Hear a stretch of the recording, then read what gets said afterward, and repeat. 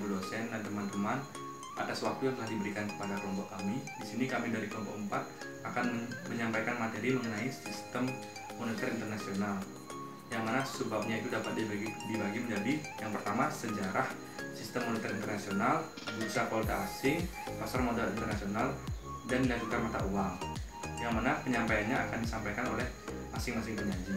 Baik, di sini saya akan menjelaskan tentang sejarah sistem moneter internasional. Sistem moneter internasional berawal sejak akhir abad 19. Awal pembentukan sistem ini melalui berbagai transformasi dalam menanggapi perubahan kondisi politik dan ekonomi baik level domestik maupun internasional. Perubahan yang paling dramatis adalah krisis dalam pengintegrasian moneter internasional dan rezim internasional selama tahun-tahun interwar. Dalam sistem moneter internasional ini ada perbedaan dari dua pendapat, yaitu yang pertama adalah Gauss-Goldawolf yang mengelompokkan sistem moneter internasional ada 6 periode. Yang pertama adalah periode standar emas atau gold standar, yang kedua periode Bismarck atau Bismarck period, yang ketiga periode standar tukar emas atau gold exchange standar, yang keempat adalah periode nasionalisme moneter atau monetary nationalism, yang kelima periode sistem Bretton Woods atau Bretton Woods system, dan yang terakhir adalah periode setelah Bretton Woods atau post Bretton Woods period. Dari penulis yang kedua ada Copeland yang mengelompokkan periode sistem moneter internasional ada 3 periode. Yang pertama adalah periode standar emas atau gold was standar, yang kedua periode sistem Bretton Woods atau Bretton Woods system, dan yang terakhir adalah periode sistem Bretton Woods atau post Bretton Woods periode. Di sini ada sistem moneter internasional yang diambil dari menurut Copeland. Pendapat Copeland ini dipilih karena lebih sederhana dan mudah dipahami.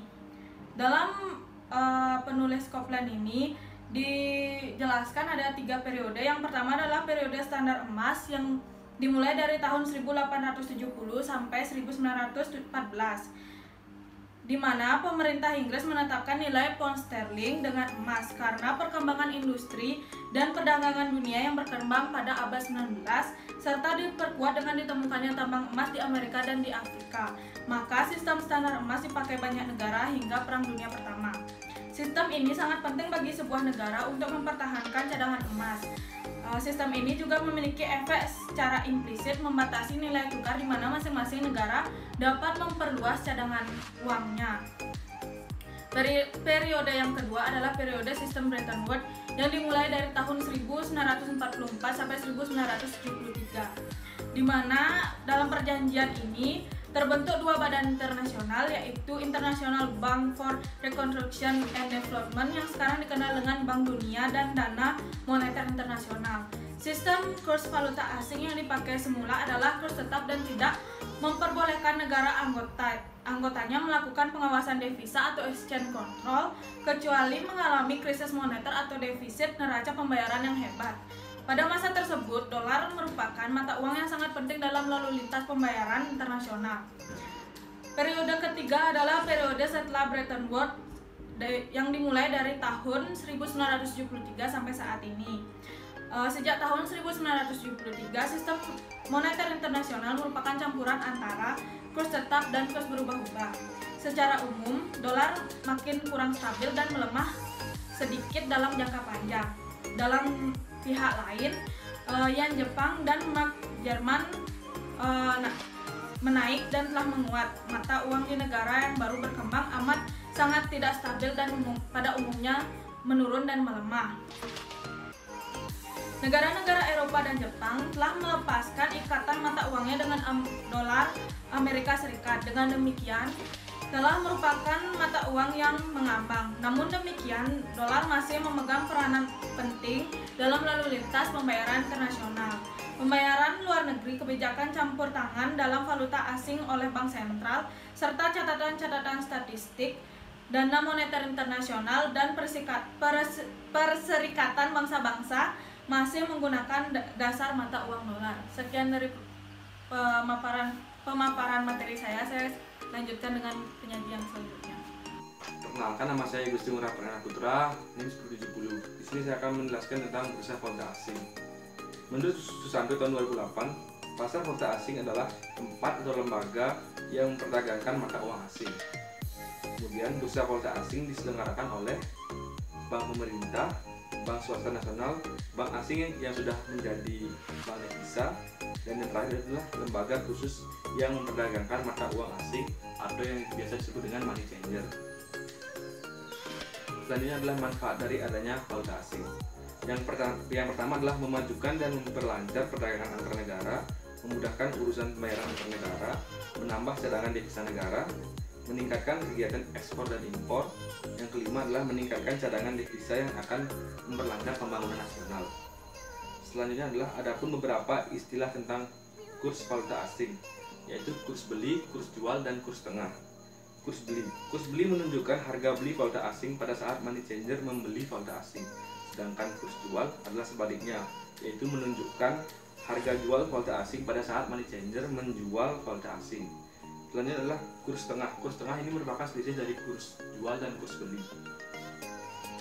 Adapun fungsi dari bursa valuta asing, yang pertama adalah mentransfer daya beli uang antar negara, menyediakan kredit bagi perdagangan luar negeri, menjual belikan valuta asing, dan yang terakhir adalah memperlancar perdagangan internasional dan pembayaran internasional. Selanjutnya adalah manfaat bursa valuta asing. Manfaat bursa valuta asing ini hampir mirip dengan manfaat dari valuta asing. Yang pertama adalah memajukan dan memperlancar perdagangan antar negara, memudahkan urusan pembayaran antar negara, menambah cadangan devisa negara, dan meningkatkan kegiatan ekspor dan impor. Selanjutnya adalah penggunaan jasa valuta asing.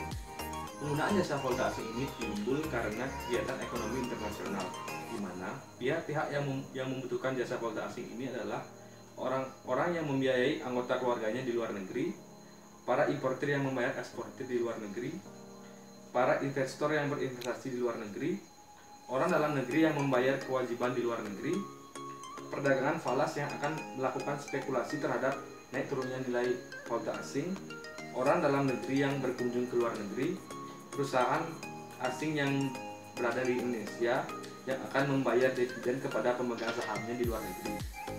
Selanjutnya, pemerintah yang membiayai perwakilannya di luar negeri untuk menyelesaikan utang-utang yang telah jatuh tempo, membayar bunga, dan untuk kepentingan luar negeri lainnya.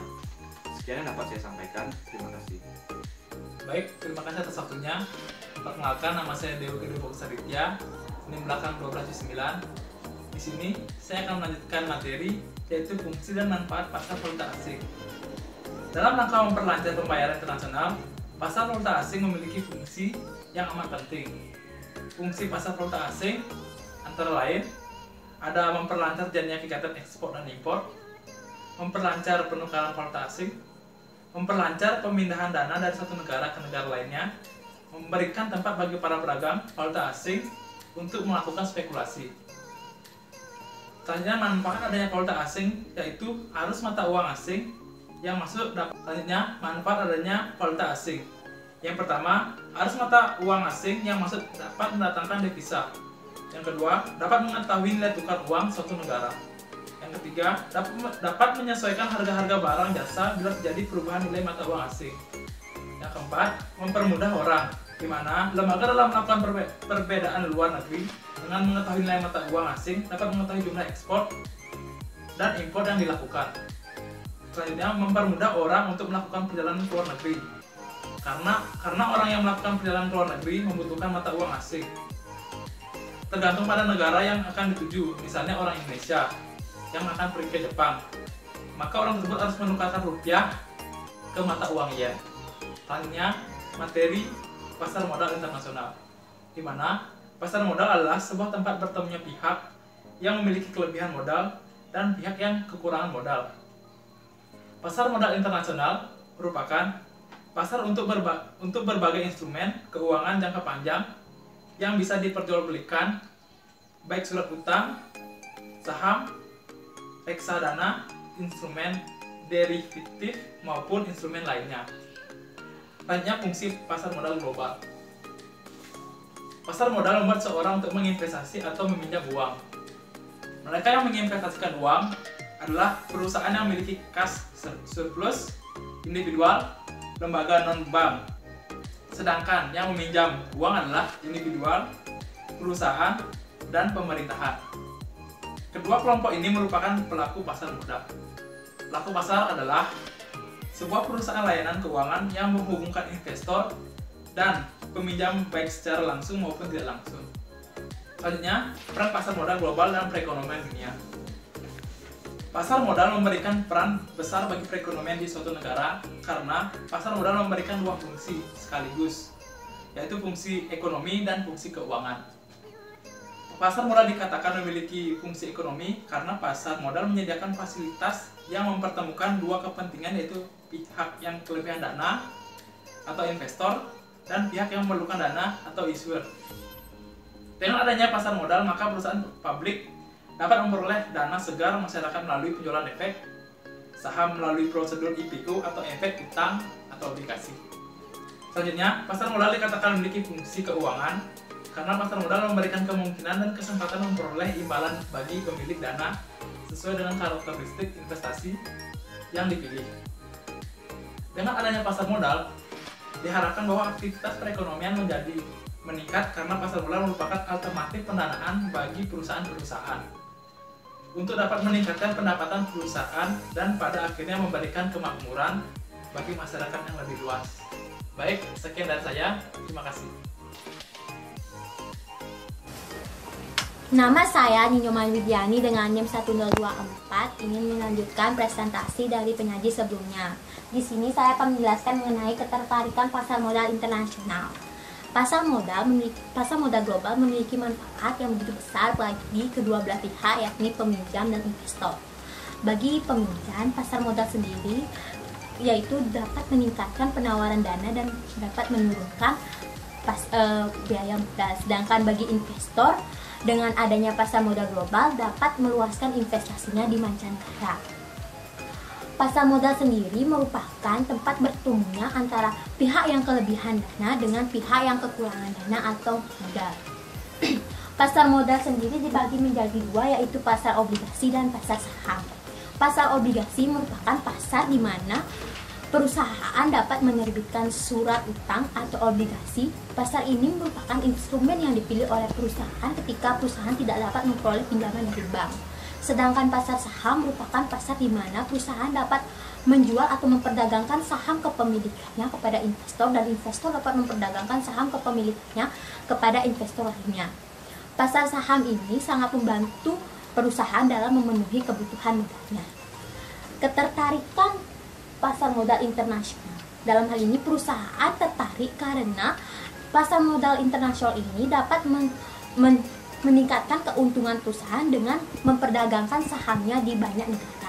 Selain mendapatkan banyak investor yang potensial, perusahaan kemungkinan memiliki peluang pada pasar yang lebih baik daripada pasar saham di dalam negerinya. Nah, pasar modal global ini memiliki peraturan yang sedikit sehingga menurunkan biaya modal. Selanjutnya, saya akan menjelaskan mengenai nilai tukar mata uang. Nilai tukar mata uang.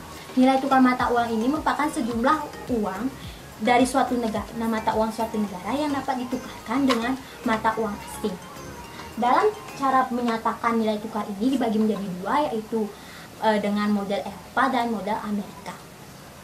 Model Eropa ini di mana merupakan model yang paling umum digunakan dalam perdagangan valuta asing di seluruh bank dunia. Nilai tukar ditetapkan dengan menghitung berapa unit mata uang asing yang dibutuhkan untuk membeli mata uang asing dalam negeri. Sedangkan model Amerika ini merupakan perbandingan antara harga mata uang asing dengan harga mata uang domestik. Nilai tukar ini dihitung dengan menghitung berapa unit mata uang asing, nilai mata uang dalam negeri untuk membeli mata uang asing atau mata uang negara lain. Kemudian saya akan menjelaskan mengenai bentuk sistem nilai tukar. Menurut Berliana 2004 ada dua sistem nilai tukar. Yang pertama yaitu Fixed Exchange Rate System, Yang kedua yaitu floating exchange rate system. Nah, fixed exchange rate system ini di mana perusahaan nilai tukar ini dipertahankan pada tingkat tertentu terhadap nilai mata uang asing. Nah, jika pergerakannya begitu besar, pemerintah dapat mengatasinya dengan intervensi. Yang kedua yaitu floating exchange rate system, di mana nilai tukar ini atau nilai mata uang ini dibiarkan bergerak bebas dan akan dipengaruhi oleh tingkat permintaan dan penawaran terhadap mata uang tersebut. Nah, demikian presentasi dari saya. Selanjutnya akan dilanjutkan oleh penyaji berikutnya. Perkenalkan, nama saya Nula Regina Ariantini, NIM 1815006. Di sini saya sebagai penyaji. Melanjutkan materi dari teman saya yaitu terkait tentang nilai tukar mata uang. Selain nilai tukar mata uang sebelumnya, yaitu ada 2, ditambah dengan terdapatnya 6 sistem nilai lainnya, yaitu menurut Gillis menyatakan bahwa ada 6 sistem nilai tukar berdasarkan pada besarnya intervensi dan cadangan devisa yang dimiliki bank sentral suatu negara yang dipakai oleh banyak negara di dunia, yaitu antara lain yang pertama ada sistem nilai tukar tetap.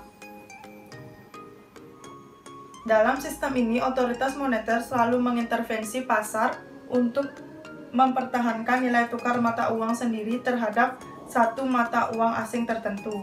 Yang kedua ada sistem mengambang bebas. Yaitu dalam sistem ini otoritas moneter secara teoritis tidak perlu mengintervensi pasar sehingga sistem ini tidak memerlukan cadangan devisa yang besar. Yang ketiga ada sistem wider band, yaitu pada sistem ini nilai tukar dibiarkan mengambang atau berfluktuasi di antara 2 titik, yaitu titik tertinggi dan titik terendah.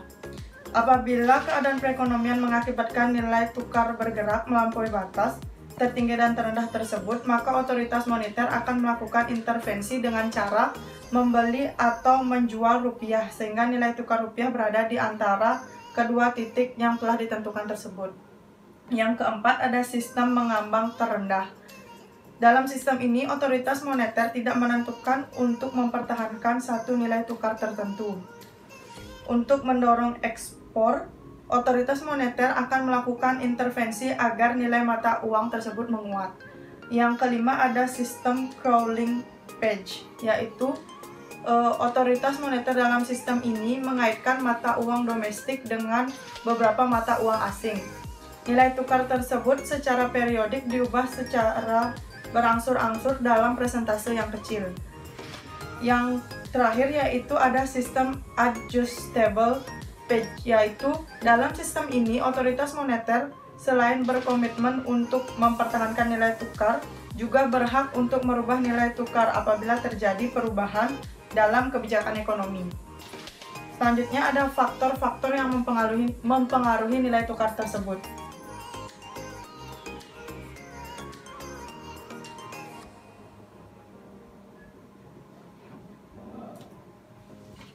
Yaitu ada faktor pembayaran impor, faktor aliran modal keluar, kegiatan spekulasi. Yang pertama ada faktor pembayaran impor. Semakin tinggi impor barang dan jasa, maka semakin besar permintaan terhadap valuta asing, sehingga nilai tukar akan cenderung melemah. Sebaliknya, jika impor menurun, maka permintaan valuta asing menurun, sehingga mendorong menguatnya nilai tukar tersebut. Yang B ada faktor aliran modal keluar. Semakin besar modal keluar, maka semakin besar permintaan valuta asing dan akan melemahnya nilai tukar. Yang C yaitu kegiatan spekulasi.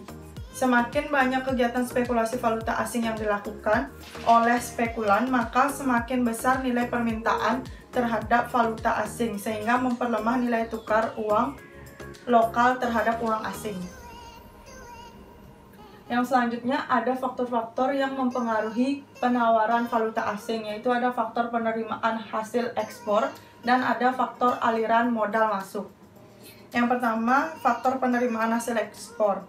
Semakin besar valuta penerimaan ekspor barang dan jasa, maka semakin besar jumlah valuta yang dimiliki suatu negara dan lanjutannya, nilai tukar terhadap mata uang asing cenderung menguat atau apresiasi. Sebaliknya, jika ekspor menurun, maka jumlah valuta yang dimiliki menurun sehingga nilai tukar juga cenderung mengalami depresiasi atau penurunan.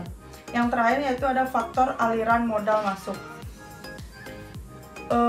Semakin besar aliran modal masuk, maka nilai tukar akan cenderung semakin menguat. Baik, terima kasih atas waktunya.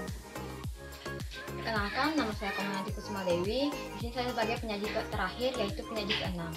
Baik, terima kasih atas kesempatan yang diberikan kepada saya. Di sini saya akan melanjutkan materi yang disampaikan oleh penyaji ke-5, yaitu materi selanjutnya adalah teori nilai tukar mata uang secara konvensional. Nilai tukar merupakan catatan harga dari nilai mata uang asing di dalam harga mata uang domestik.